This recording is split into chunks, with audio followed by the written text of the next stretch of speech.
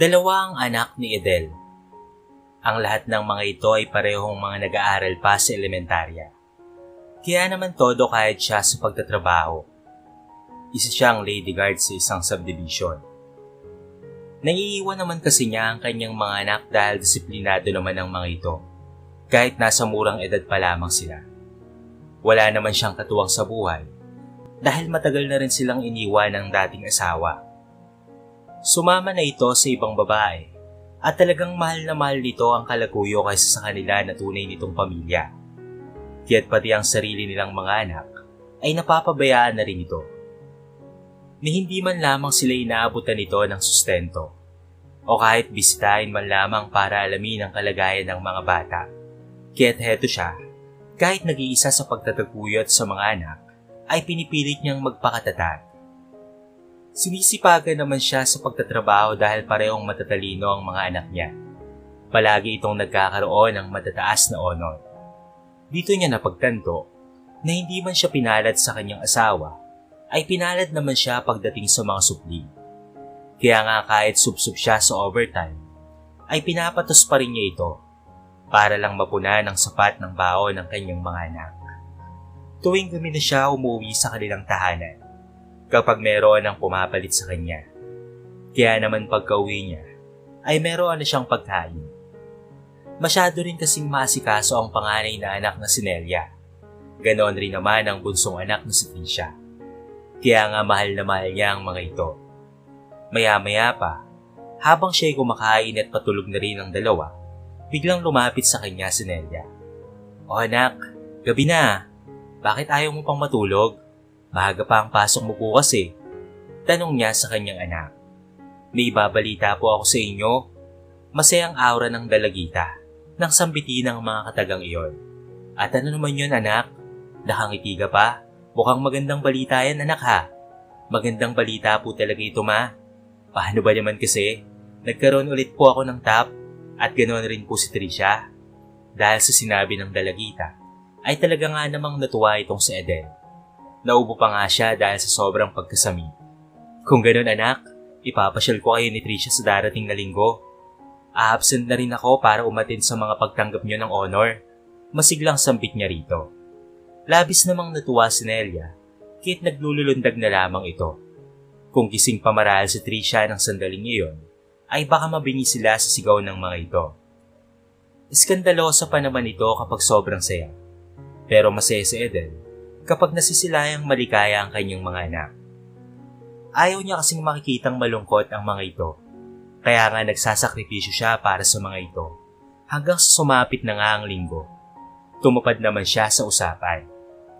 Ipinasyal niya ang kanyang dalawang anak sa lugar na alam niyang masisiyahan ng mga ito. Iyon ay walang iba kung hindi ang beach. Isang araw lamang silang nagrenta ng cottage roon dahil may pasok pa ang mga ito kinabukasan. Labis na nabusog ang kanyang mga mata dahil sa nakikitang kagandahan ng kapaligiran. Lalong-lalo na ang pagtatampisaw ng mga anak sa dagat. Bigla siyang napangiti at nagwika sa kanyang sarili. "Natutuwa ako para sa kanila dahil kahit nawala na ang kanilang tatay, ay napapasaya ko pa rin sila." Gabi na silang nakauwi sa kanilang tahanan.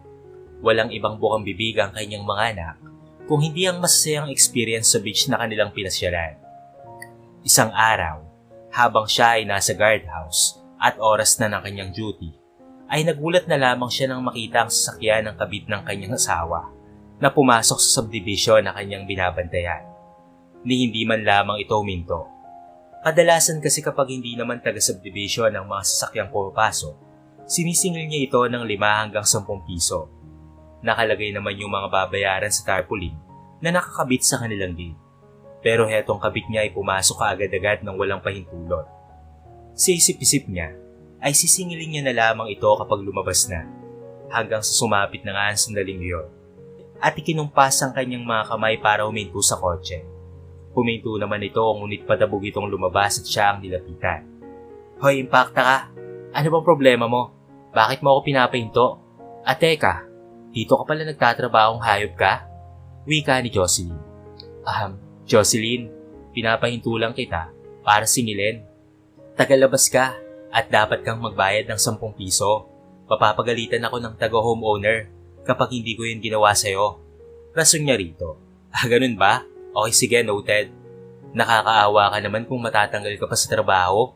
Iniwan ka na nga ng asawa mo, tapos ay mawawalan ka pa ng trabaho. O heto, 10 piso. Solohin mo yan. Agad nitong binato ang barya sa kanya.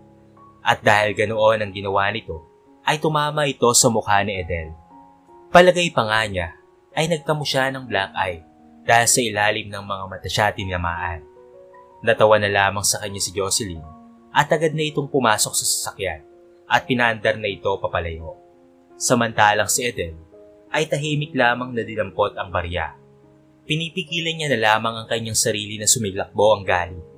Ayaw niyang matanggalan ng trabaho dahil sa nagpadala lamang sa emosyon. Nang makauwi na nga siya sa kanilang bahay, nausisa ng kanyang anak na si Tricia kung saan nanggaling yung maliit na pasa sa ilalim ng kanyang mga mata. Sa pader, anak, nahilo kasi ako, kaya ako naumpog. Tila hindi naman naniwala ang bata sa kanyang idinaylan. Niloko mo naman ako, May. Imposible po yan dahil hindi ka po magkakaganyan sa umpog lang. Pwede pa po na mabukulan kay sa noo, pero imposible namang sa ilalim ng mata. Hindi po yan matatamaan ng isang patag na pader. Ma, saan po ba talaga nanggaling yan? Muling usisa ng 8 taong gulang na anak. Mababakasaan niyo ang labis na pag-aalala sa kanya. Sobrang pagmamalasakit nito. Naku, huwag mo na itong intindihin, anak. Paniwalaan mo na lamang ang mama.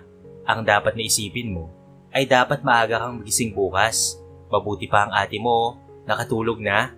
Tapos ikaw na lang ang gising, kaya't matulog ka na rin. Bukas ay tatanggap pa tayo ng reward. Dadalo ako at ganoon na rin si ate mo. Matulog ka na, pumasok ka na sa kwarto mo. Good night, anak, I love you. Good night rin, mama. Nang mag-isa na lamang ulit si Edel, ay napabuntong hininga na lamang siya. Sa talino ba naman ng kanyang anak, ay hindi niya magawang itago ang kanyang pagsisinungaling. Kinabukasan, ay maaga siyang nagtungo sa eskwelahan. Puro papuri ang natatanggap niya sa mga kapwa niya parents dahil sa angking talino ng kanyang mga anak. Kaya naman kahit papaano ay nawala ang galit niya kay Jocelyn at napalitan ito ng saya. Sa mga sumunod na araw, ang asawa naman niya ang nagpunta sa subdivision. Hindi niya nga lang alam kung ano yung ipinupunta ng dalawa roon. Kung meron ba ang mga ito na pinapatay yung bahay doon, o kung hindi naman kaya ito ay nagtatagpo at naglalampungan. At dahil nagpupunta ang mga iyon roon, susubukan niyang usisain ang mga ito. Hanggang sa makita niya si Aling Mariela. Madalas niya itong nakakausap sa guardhouse, taga-subdivision ng Aling ito. Aling Mariela, may nalalaman po ba kayo patungkol sa pinupunta rito ni Jocelyn at Arman? Tanong niya rito. Hindi naman kasi alam ng manang na dati niyang asawa si Arman. Ayun ba? Maraming ang kumakalat ni chismis eh. Doon sila nag-ooperate ng masasamang gawain. Nangungupahan kasi sila roon. Tugon nito.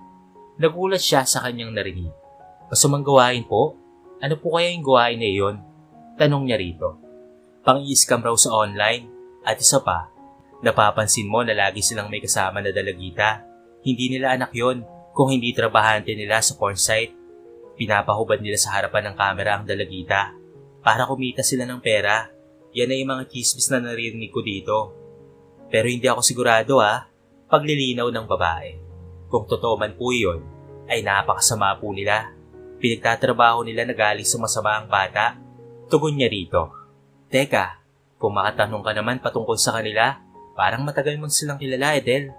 Tama ba ang hinala ko? Hindi po. Natanong ko lang po sila. Dahil kahinahinala po talaga ang kanilang kinikilos. Tugon niya rito. Kaya naman napatango na lamang sa kanya ang matanda. Kinabukasan ay hindi niya inaasahan na muli siyang pag-iinitan ni Jocelyn. Hoy babae, balita ako sinusubaybayan mo raw ang buhay namin Wika nito na muli na namang bumaba ng sasakyan. Ha? Paano mo naman nasabi yan? Tanong niya rito. May nakarinig kasi kahapon sa usapan niyo ng matanda. Ang sabi ay pinaparatangan mo raw kaming gumagawa ng masama. Totoo ba yon? Paano ko hindi masasabi? Nakakapagduda naman kasi kayo. Palabang wika nito. Abay, lumalaban ka na Gusto mo ipatanggal kita sa trabaho dahil sa kabastusan ng bibig mo? Sige, patanggal mo. Hindi naman ako natatakot Tugon niya rito. Hinaaman mo ako Pwes, pagbibigyan kita. Tugon nito. Hindi naman inaasahan ni Ethel na tototohanin niyon ni Jocelyn. Kinabukasan pa lamang kasi ay sibak na siya sa trabaho. Hindi na siya pinapasok pa ng agency. Wala naman itong nabanggit na dahilan sa kanyang pagkatanggal.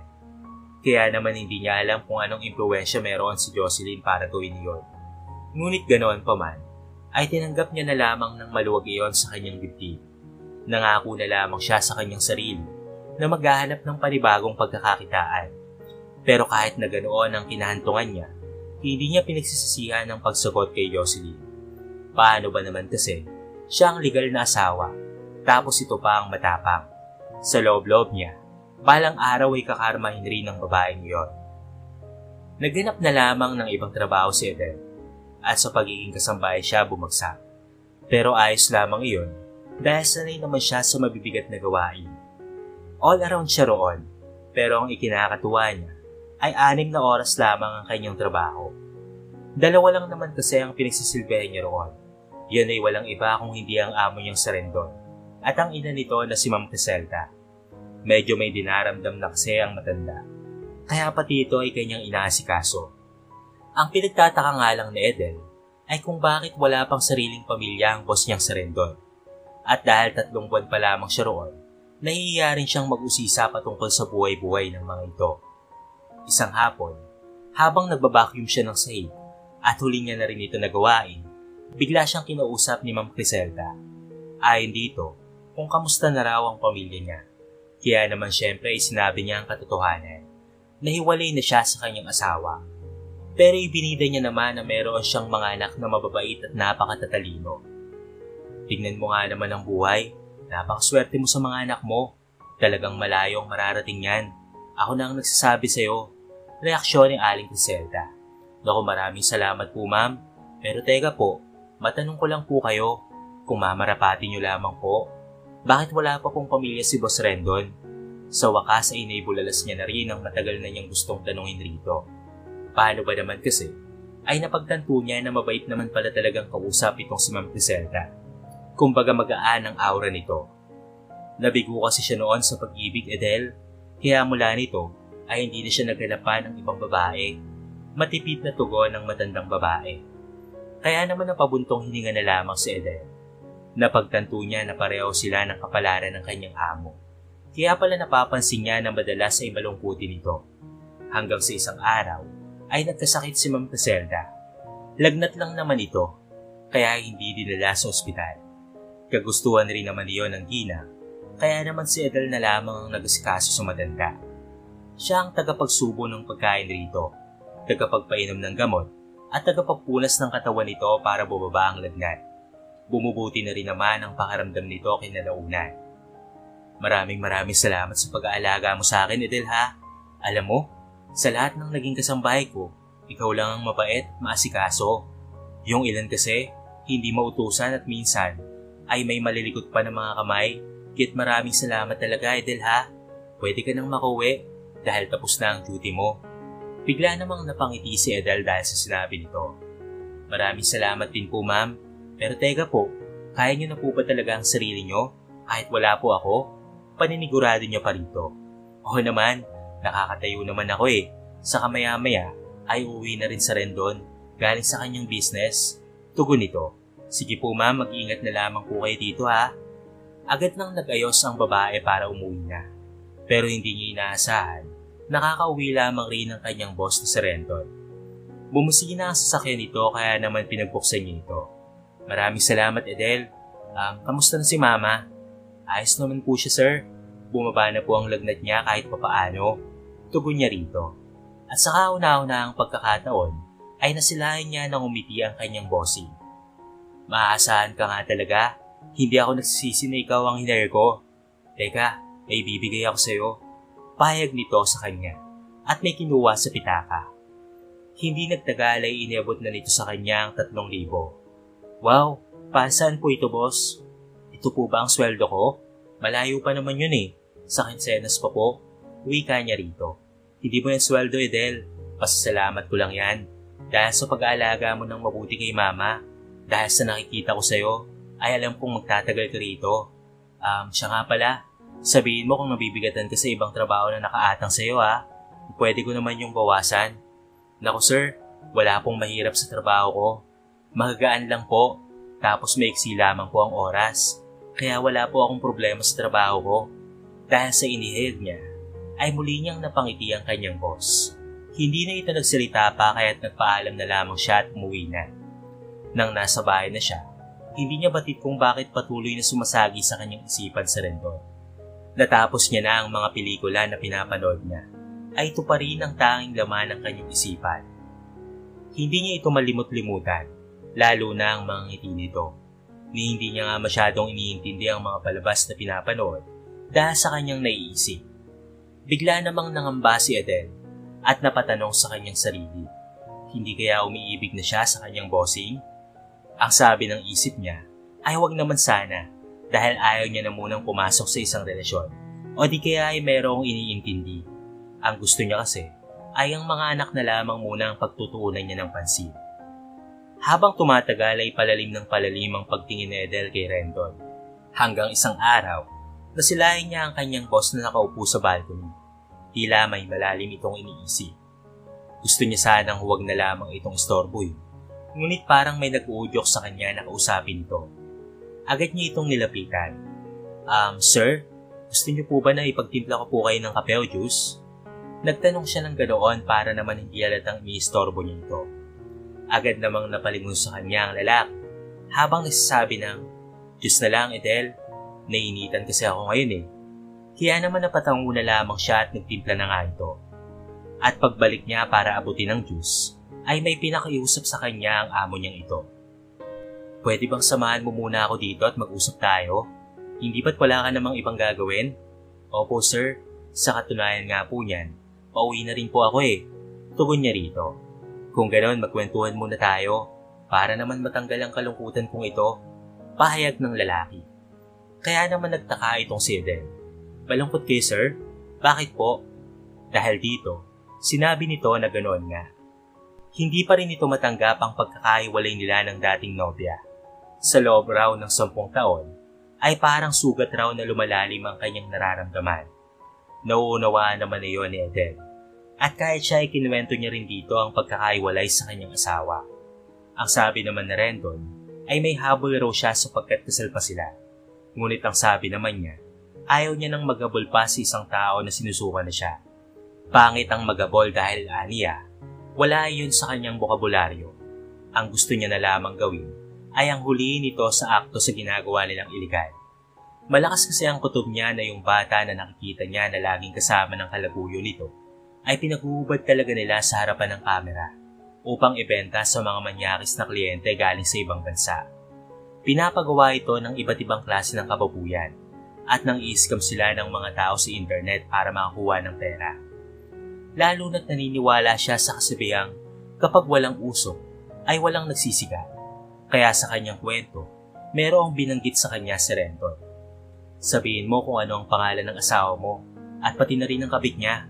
Papaimbestigahan ko sila sa mga pulis para naman malaman na natin ang katotohanan. Talaga po sir, papaimbestigahan niyo po sila?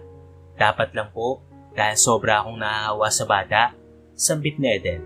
At ibinigay niya na nga ang mga impormasyon ito. O talagang paimbestigahan ko, kahit nga sa kwento mo at hindi ko naman kaano-ano yung dalagita, ay talaga namang naaawa ko sa kanya at ayaw ko na rin may maluloko pa ng mga tao sa online. Dapat lang napagbayaran nila yon, tugon ng lalaki. Mula nang mag-usap sila ng sarilinan, ay talaga nga namang naglapit ang kanilang mga loob. Napapansin naman ni Adele na palagi nang tumatawa sa Rendon niya kapag kinakausap niya ito, para bang masaya rin ito na nagkwekentuhan sila. Samantala, napatunayan nga talaga nila na gumagawa talaga ng iligal ang magkalaguyo. Ito ay ang mga kababuyan na aktibidades. Huli sila sa akto ng mga pulis. Ayon sa mga pulis, hindi lang pala ang batang babae ang pinapahubad sa kamera upang pagkakitaan. Kahit pala yung magkalaguyo na ito ay ginagawa rin ng ganoong bagay. Ginamit naman ni Adele ang pagkakataon na iyon para ianal na ang kasal nila ng dating asawa hanggang sa maging ganap na nga silang magkaiwalay na. Mula noon ay wala na siyang balita sa dating asawa dahil hindi niya na ito dinalaw sa bilangguan. At kahit ang kanilang mga anak ay hindi na rin pinupuntahan ito. Matindi rin kasi ang galit nila sa kanilang ama dahil iniwan sila noon. Pero dumating ang hindi inaasahan kung saan ay nilooban sila ng mga magnanakaw sa tahanan nila Rendon.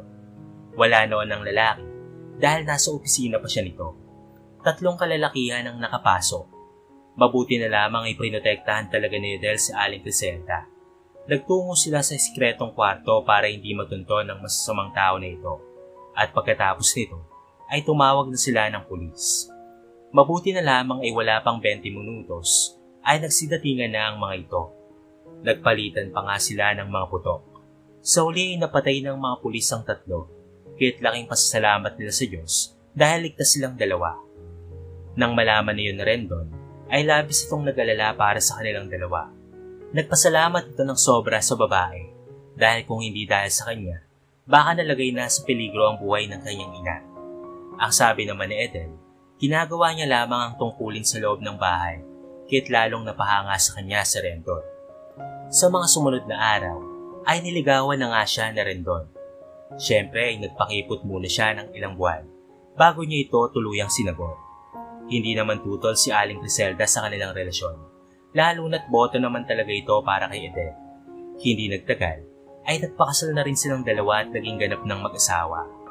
Masayang-masaya naman ang kanyang 2 anak, dahil nagkaroon na sila ng panibagong tatay na responsable at napakabait pa. Mas dama pa nila ang pagmamahal nito kumpara sa kanilang totoong ama. Mula nang ikasal sina Rendon at Edel, ay doon na rin sila nakatirang mag-anak. Naging manager pa nga si Edel sa restaurant ng kanyang asawa. Nakamit niya ang posisyon na iyon dahil pinag-aral siya ni Rendon hanggang sa siya'y nakapagtapos na. At dahil sa katas ng pagiging manager niya, dito niya na rin natustusan ng mabuti ang pag-aaral ng 2 niyang mga anak at ang mga pangangailangan ng mga ito. Talagang naging maswerte lamang si Edel at labis siyang nagpapasalamat sa Diyos dahil napadpad siya sa isang kagaya na Rendon. Ito kasi ang nagturo sa kanya kung paano maging matagumpay sa buhay at higit sa lahat ay ito rin ang taong nagturo sa kanya upang umibig ng wagas at totoo.